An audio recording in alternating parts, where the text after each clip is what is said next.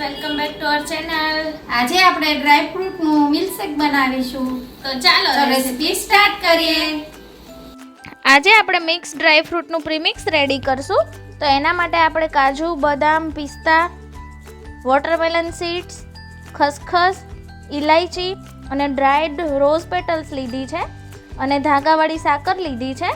તો ટોટલ આટલી વસ્તુઓ લઈને આપણે ડ્રાય ફ્રૂટનું પ્રીમિક્સ રેડી કરશું અને પછી એમાંથી આપણે મિલ્ક શરબત બનાવીશું. હવે આપણે પીસી લઈશું.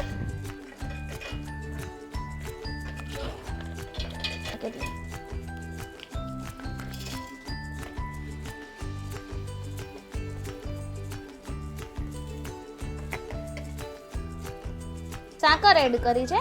હવે આપણે પીસી લઈશું. હવે આપણું મિક્સચર પીસાઈ ગયું છે. હવે આપણો પાવડર રેડી થઈ ગયો છે.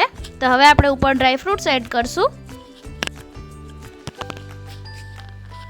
રોઝની પાંદડીઓ નાખશું અને કેસર નાખશું. હવે આપણે આ મિક્સચરને એરટાઇટ કન્ટેનરમાં સ્ટોર કરીને રાખી શકીએ છીએ 1 મહિના સુધી. કાચના એરટાઇટ કન્ટેનરમાં રાખવાનું છે જેનાથી મિક્સચર બગડે નહીં.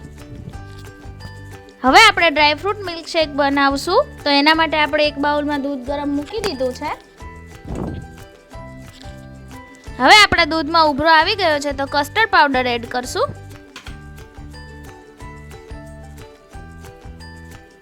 હવે આપણે હમણાં રેડી કર્યું એ ડ્રાય ફ્રૂટનું પ્રીમિક્સ નાખશું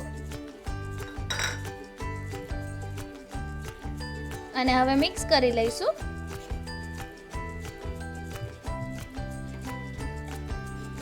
હવે આપણે કેસર નાખશું.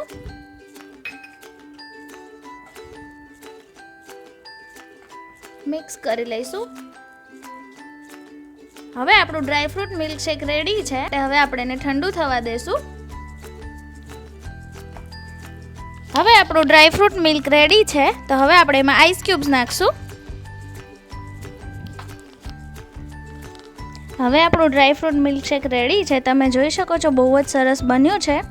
તો એક વખત જરૂરથી આ રેસીપી ટ્રાય કરજો અને અમારી ચેનલને લાઇક, શેર અને સબસ્ક્રાઈબ કરજો. Thank you.